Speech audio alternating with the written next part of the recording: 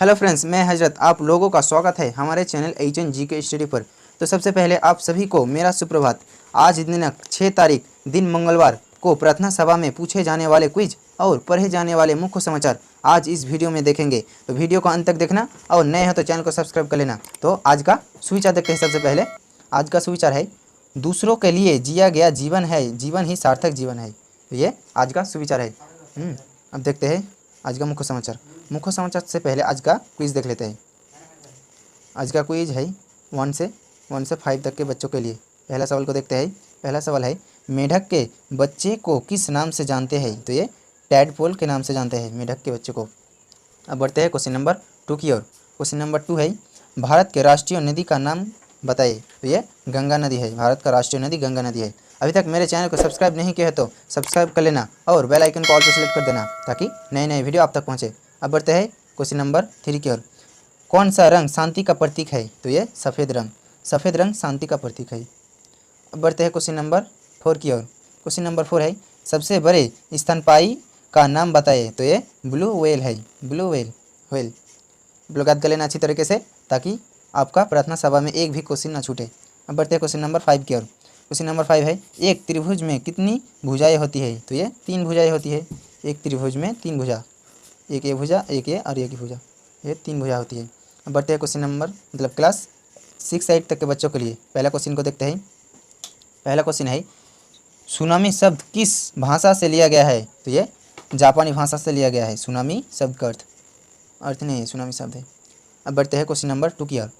कौन सी धातु सबसे नम्र धातु है? तो ये सीजियम धातु है, सबसे नम्र धातु। ठीक है। और जो फेसबुक से देख रहे हो वो पेज को फॉलो कर लेना।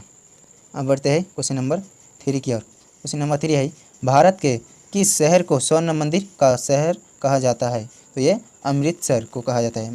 पंजाब में है अमृतसर। इसको याद कर लेना, अच्छी तरीके से याद कर लेना। अब बढ़ते हैं क्वेश्चन नंबर 4 की ओर। क्वेश्चन नंबर 4 है, हमारे शरीर में कौन सा विटामिन तेज़ी से बढ़ता है? तो ये विटामिन डी। विटामिन डी हमारे शरीर में तेज़ी से बढ़ता है। बढ़ते हैं क्वेश्चन नंबर 5 की ओर। क्वेश्चन नंबर 5 है, दिल्ली से पहले भारत की राजधानी कौन सा शहर था? तो ये कलकत्ता था। दिल्ली से पहले भारत की राजधानी कलकत्ता था। अब बढ़ते हैं क्वेश्चन नंबर क्लास 9 से 12 तक के बच्चों के लिए। पहला सवाल को देखते हैं। पहला सवाल है, झारखंड के किस एकमात्र जिला की सीमा उत्तर प्रदेश को छूती है? तो ये गरवा है। गरवा जिला उत्तर प्रदेश को छूती है। अब बढ़ते हैं क्वेश्चन नंबर 2 की ओर। क्वेश्चन नंबर 2 है, सबसे पहला कंप्यूटर का नाम क्या था? तो ये ENIAC था, मतलब इलेक्ट्रॉनिक एनुमेरिकल इंटरप्रेटर एंड कंप्यूटर था। ठीक है, अब लोग याद कर लेना। अब बढ़ते हैं क्वेश्चन नंबर 3 की ओर। क्वेश्चन नंबर 3 है, स्पर्श रेखा किस खेल से संबंधित है? तो ये कबड्डी खेल से संबंधित है। ठीक है, आप लोग याद कर लेना। बढ़ते हैं क्वेश्चन नंबर 4 की ओर। क्वेश्चन नंबर 4 है, मुगल काल में सर्वप्रथम किस शहर में अंग्रेजों ने अपना कारखाना स्थापित किया? तो ये सूरत में स्थापित किया अंग्रेजों ने अपना कारखाना सबसे पहले। बढ़ते हैं क्वेश्चन नंबर 5 की ओर। क्वेश्चन नंबर 5 है, नेशनल साइंस डे कब सेलिब्रेट किया जाता है? तो ये 28 फरवरी को नेशनल साइंस डे सेलिब्रेट किया जाता है। ठीक है, आप लोग याद कर लेना। अब बढ़ते हैं आज का मुख्य समाचार की ओर। आज का मुख्य समाचार है, सबसे पहले अंतर्राष्ट्रीय लेवल पर देखते हैं। अंतर्राष्ट्रीय लेवल पर देखते हैं, बांग्लादेश में सरकारी नौकरियों में आरक्षण खत्म करने की मांग को लेकर प्रधानमंत्री शेख हसीना के खिलाफ शुरू हुआ छात्रों की प्रदर्शन हिंसक रूप ले चुका है। रविवार को भरंकी हिस्सा में अब तक करीब 100 से ज़्यादा लोगों की मौत हो गई है। ये था अंतर्राष्ट्रीय लेवल पर। अब देखते हैं राष्ट्रीय लेवल पर। राष्ट्रीय लेवल पर है, किशनगंज में एक चलती बस में आग लग गई। इस घटना के बाद अफरा तफरी का माहौल हो गया। बस पूरी तरह से जलकर खाक हो गई और इस पर नियंत्रण पाने से पहले काफ़ी नुकसान हो चुका था। यह घटना किशनगंज में हुई और इससे लोग में भय का माहौल बन गया। ये था राष्ट्रीय लेवल पर। अब देखते हैं राज्य लेवल पर।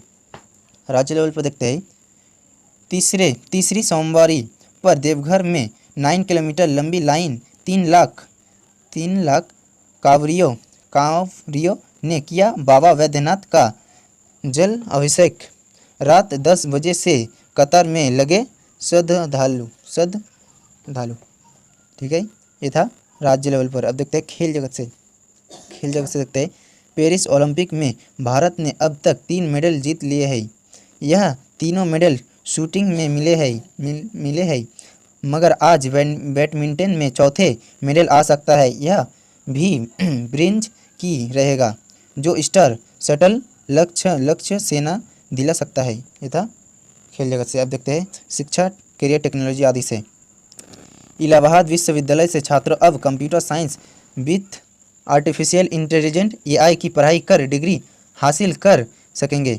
कंप्यूटर साइंस और AI के हर क्षेत्रों में बढ़ते प्रभाव के चलते इस क्षेत्रों में विशेषज्ञों की बढ़ती मांग को देखते हुए इलाहाबाद विश्वविद्यालय ने BTech का नया पाठ्यक्रम शुरू किया है।